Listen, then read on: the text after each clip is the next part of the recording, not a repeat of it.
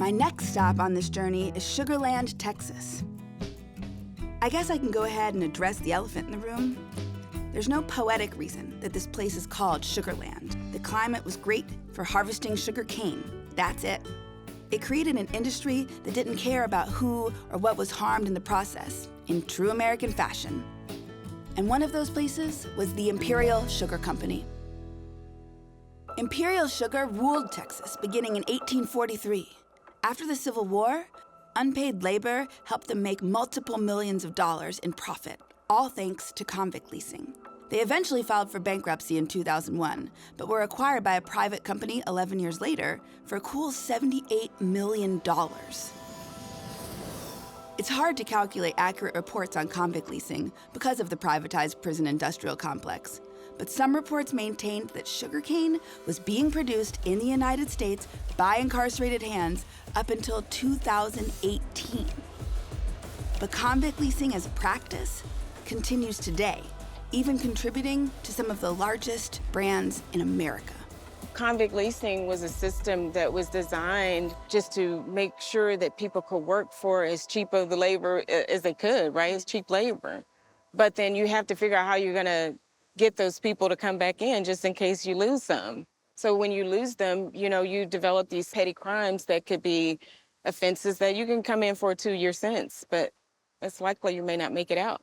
Kashandra Foreman is a registered nurse turned activist who recently got her master's degree in human rights. Her research into why and how sugar was disproportionately claiming the lives of Black and brown people led her right back to the heart of the Sugar Bowl, Sugarland, Texas. She's learned a lot about the history of sugar along the way, but also has some really great ideas about where to begin when it comes to modifying and cutting back.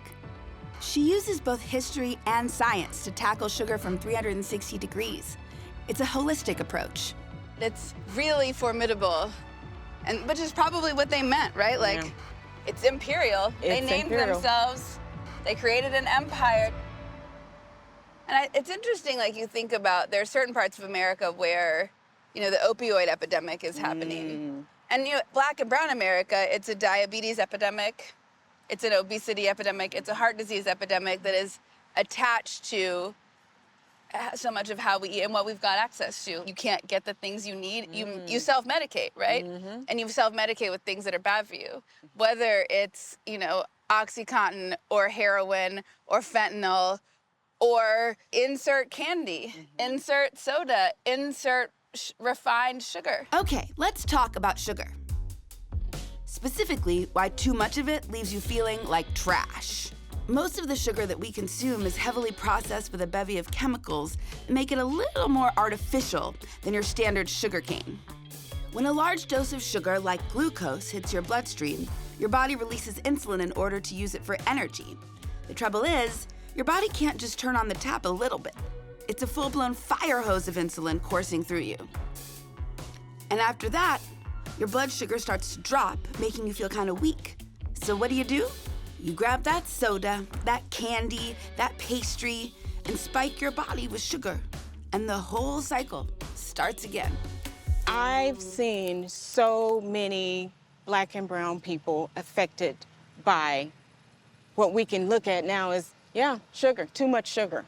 So my job was to just make people aware that sugar is a problem. Once I learned what it does to our bodies, what I could not do was hide that information from a community that I knew that was probably suffering from the same issues that I was having, which was just having too much sugar. When we talk about food and our bodies, let's get one thing straight. Black people aren't dying at disproportionate rates of diabetes because we're more susceptible to insulin malfunction due to, the color of our skin. It's not because we're Black. The death by disproportionate rates comes from America's addiction to systemic racism. That's right, I said it. This is important stuff to talk about because racism doesn't just impact your access to healthcare. It affects how your doctor talks to you, how your doctors even listen to you. I've seen it change people's lives. Yeah. The weight that I've lost, the fact that I'm not close to being diabetic, which my numbers reflected that before, but also when I talk about my husband, he's lost like 80 pounds. So his numbers looked a hot mess before, but they're not that way now. He said, "You saved my life." And for your husband, who's your high school sweetheart, we've known each other forever, to tell you that, it means more than anything. And it's amazing to me because you saved his life, you saved his health, but in order to do that, you had to ask questions of this land, this place, of the history. You got the advocating for the truth-telling led you to the life-saving. You know, I'm only permitted one opportunity, one life. What am I gonna do about it? To me, just putting it out there and just said I'm gonna do awareness work around sugar, around the history of sugar. I feel like I continue to think about it's just a responsibility. After digging into the painful history of the correlation between sugarcane and black bodies, Shun faced sugar with a renewed dedication and created Sugar Mowed Off, an organization that's committed to educating and improving black and brown communities' relationships with sugar. The basic information that I try to give people is just like, cut the high fructose. That would be number one. Number two, I would say read the labels. And I know if you look for sugar, most likely, if there's a label, you're probably gonna find it. Now, do you miss sugar? Yeah. You do? Yeah, there are some things, if I could just have that one thing, like a Monte Cristo.